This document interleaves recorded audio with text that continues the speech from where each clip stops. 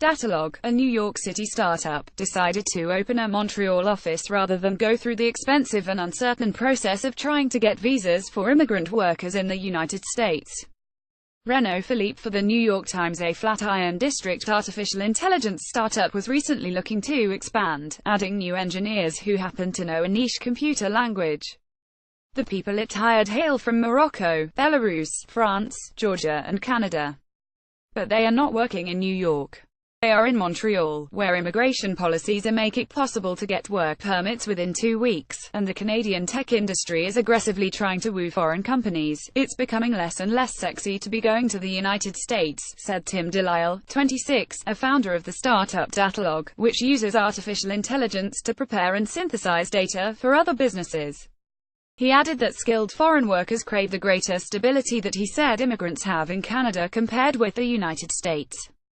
While much attention has been paid to President Trump's policies cracking down on illegal immigration, the administration has also moved to restrict legal immigration, especially in the tech industry, which draws many workers from abroad. In April, Mr. Trump introduced an executive order, Buy American and Hire American, which included requests to reform a visa program known as H-1B as a way to benefit American workers. The program awards 85,000 temporary visas annually to highly skilled foreign workers in what are deemed specialty occupations through a lottery. Between application and legal fees, the process of applying for one H-1B visa can cost a company up to $6,000, lawyers say, and can take months. It is also as uncertain as roulette, with hundreds of thousands of applicants for the spots. Last week, the Department of Homeland Security published a set of proposed rule changes that would make the visas even harder to qualify for, to ensure that only the best and brightest foreign workers were selected. It also hoped to eliminate a work permit for spouses of some of these visa holders. In contrast, Canada's immigration agency in June started the Global Skills Strategy for high-skilled workers from abroad to get a work permit in 2 weeks. That is, excuse my English goddamn fast, said Hubert Bolduc, the chief executive of Montreal International, a public-private partnership that recruits foreign companies to move to Canada and offers support once they arrive in Montreal. We've been loving government on this because we know it's a talent game. In 2017, the organization conducted 8 international recruiting missions, in London, Paris, San Francisco and Los Angeles. Its directors have made several informal visits to New York, where it came this month to woo a video game company. With the Trump administration's immigration policies, we're almost saying, don't come, said Sunil Hirani, the co-founder of Truex, an electronic global interest rates exchange, also in the Flatiron neighborhood. He came to New York as a child 40 years ago from India. How can you have a "come to New York City" program if the people of New York City are going to get kicked out? How do you sell that? Last year, Truex chief executive and president, Karen O'Connor, was looking at options to expand the company's computer engineer group. A consortium related to Montreal International invited her to Canada for a visit that made her feel like a foreign dignitary, she said. There was the elegant lunch, the precisely coordinated meetings with potential business partners and a visit to the Montreal Stock Exchange. Ms. O'Connor said the 50-person company could save more than $1 million in wages if it hired engineers based in Montreal. In part, that was because the cost of living was far less compared with New York and because the company could qualify for certain tax benefits. But after Mr. Trump was elected, Truex hesitated. To gauge the climate now, it is again considering expanding north of the border in 2018, Ms. O'Connor said, in part because it got a spot site visit from the Department of Homeland Security this summer to verify employment records for its H-1B visa holders. They were in order, but the company's executives found the process nerve-wracking. Datalog's founders, Tim Delisle, left, and Brian Rossett, in the Montreal office. It's becoming less and less sexy to be going to the United States, Mr.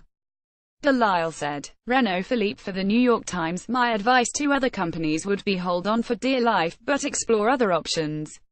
Mr. Hirani said. But John Miano, a lawyer who represents American workers who say that they have lost jobs unfairly to low-skilled H-1B visa holders, thought it was posturing for companies to say they are moving north of the border to find the best talent. The problem is, you got to go to Canada, Mr. Miano said.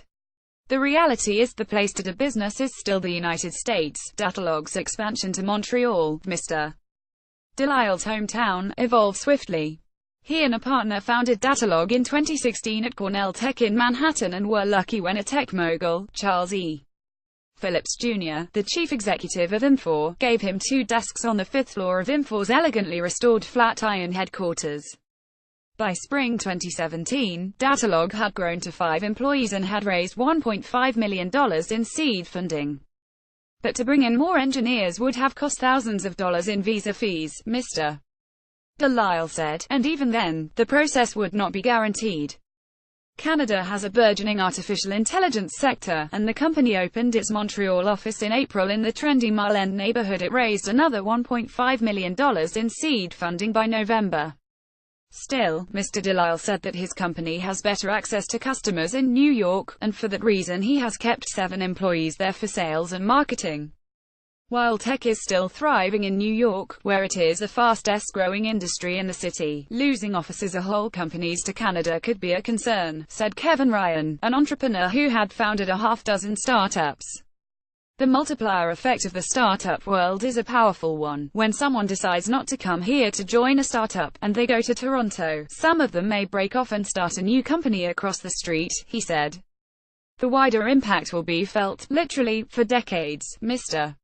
Delisle agreed. I'm not necessarily scared for New York, there's phenomenal programs there, he said.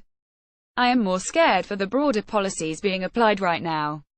According to the Partnership for New York City, a business advocacy group, immigration has always been central to the economy of New York. 48% of the city's small business owners are immigrants, and 45% of the workforce in the city is foreign-born. The No. 1 priority of business today is where they can get the talent they need from the global talent pool, said Catherine S. Wild, the chief executive of the group.